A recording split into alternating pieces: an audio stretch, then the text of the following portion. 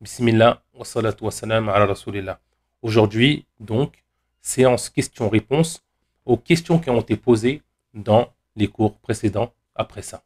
فتعالى الله الملك الحق ولا تعجل بالقرآن من قبل أن يقضى إليك وحيه وقل رب زدني علما.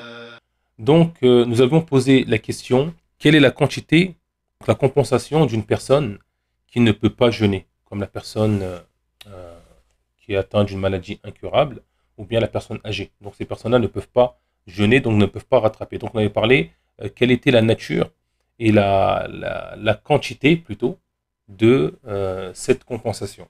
Donc il y avait comme premier choix 250 grammes, il y avait comme deuxième choix 1000 grammes, 1 kilo, et il y avait comme troisième choix 1250 grammes. Mais attention, je me suis trompé quand j'ai dit 1250 grammes. Et je l'ai marqué dans la vidéo, c'est 1125 grammes et non 1225 grammes. Donc, bien sûr, la réponse était 1125 grammes. Nisfu sa', la moitié d'un sa'. Voilà. On a dit que la nourriture qui devait être donnée, c'était la nourriture qui était communément connue ou utilisée dans l'endroit où ils habitent. En Afrique, comme nous avons dit, du riz, peut-être dans les pays arabes, peut-être de la semoule, etc. Donc, une nourriture, une denrée qui dure et qui est communément consommée. Ensuite, nous avions posé la question pour une personne qui habite à Paris, qui voyage vers Marseille. Est-ce que cette personne-là avait le droit de ne pas jeûner ou non? Donc, il y avait comme premier choix, je dois absolument jeûner. Deuxième choix, je ne devrais absolument ne pas jeûner. Et troisième choix, la personne avait le choix entre jeûner ou ne pas jeûner, tant que ceci n'était pas difficile. Pour la personne, le jeûne n'était pas difficile pour elle. Et donc, bien sûr, la réponse était que la personne qui voyage a l'autorisation d'Allah de ne pas jeûner. Donc, elle avait le choix. Donc, c'était la troisième option. Cette personne-là avait le choix. Donc, si elle veut, elle jeûne. Si elle le veut, elle ne jeûne pas. Mais si le jeûne devient difficile, donc elle a une grande difficulté, donc à ce moment-là, elle devra prendre l'autorisation que Allah lui a donnée justement pour pas que le jeûne ne soit difficile. Ensuite, nous avons posé la question, la femme qui est en état de menstru ou de lochi. Donc les menstrues, c'est les règles, et les lochis, c'est quand la femme est indisposée, des écoulements de sang après l'accouchement.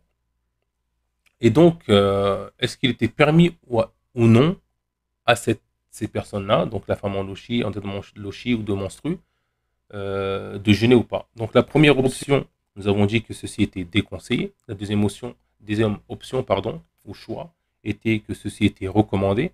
Et la troisième était que ceci était interdit. Donc bien sûr, la réponse était la troisième, c'est que ceci, il est interdit à la femme qui est dans cet état-là de jeûner, puisqu'elle est en état elle est indisposée et qu'il ne lui est pas permis de jeûner, que son jeûne ne serait pas valide. Ensuite, il y avait la question, est-ce qu'il est obligatoire à la femme qui allait ou qui est enceinte de jeûner? Il y avait le choix numéro 1 qui était oui, il est obligatoire pour elle de jeûner. Le choix numéro 2, non, il ne lui est pas obligatoire de jeûner.